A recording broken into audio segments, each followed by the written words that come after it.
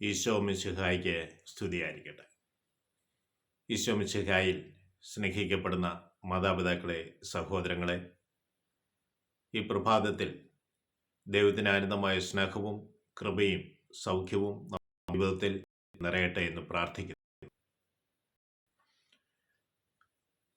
മത്തായി അറിയിച്ച ശേഷം 3-ാം അധ്യായം 16-17 ഭാഗങ്ങളാണ് നമ്മൾ ശ്രദ്ധിക്കുക.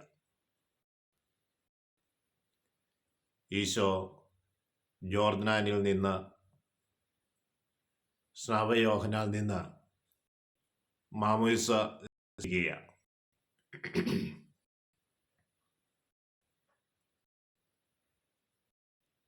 ജോർദാൻ നദിയിൽ ഇറങ്ങി സ്നാപകയോഹന്നാൻ ഈശോയെ സ്നാനപ്പെടുത്തി.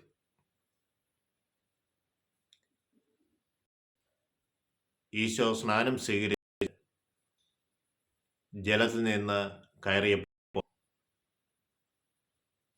സ്വർഗം തുറക്കപ്പെട്ടു.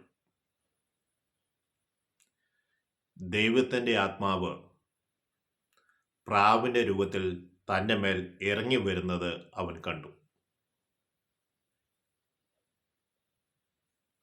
Praise the Lord.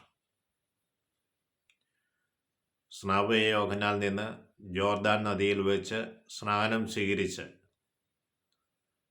ഉടനെ അവൻ ജലത്തിൽ നിന്ന് കയറി. സ്വർഗം തുറക്കപ്പെട്ടു.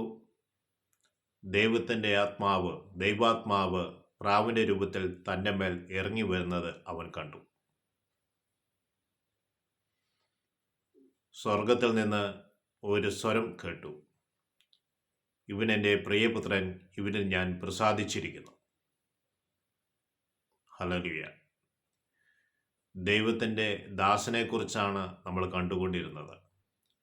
യെശയ്യാ പ്രവാചകന്റെ പുസ്തകം 42-ാം അധ്യായം മുതൽ നമ്മൾ കാണുകയായിരുന്നു. പുതിയ നിയമത്തിൽ ദൈവത്തിൻ്റെ ദാസനെക്കുറിച്ച് വ്യക്തമായി പറയുകയാണ്, ഇവൻ എൻ്റെ പ്രിയപുത്രൻ, ഇവനെ ഞാൻ പ്രസാദിച്ചിരിക്കുന്നു. ഹല്ലേലൂയ. ദൈവത്തിൻ്റെ ദാസൻ ഈശോയാണെന്ന് അവിടുന്ന് വ്യക്തമായി പുതിയ നിയമത്തിലൂടെ നമ്മോട് പറഞ്ഞു തരികയാണ്. പ്രിയ സഹോദരങ്ങളെ,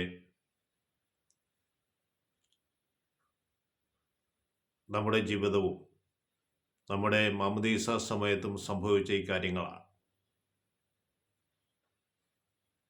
മാമോദിസ സ്വീകരിച്ചപ്പോൾ സ്വർഗം തുറക്കപ്പെട്ടു.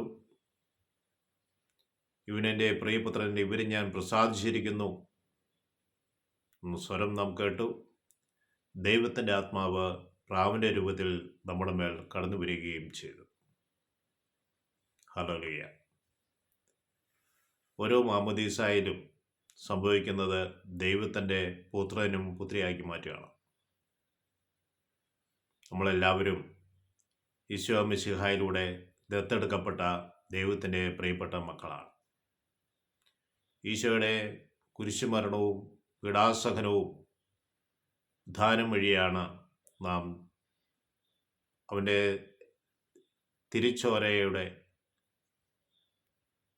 തിരിച്ചോരയിലൂടെ നമുക്ക് നേടിത്തന്ന രക്ഷയാണ് നമ്മൾ പിതാവിനെ മക്കളായി മാറിയത്.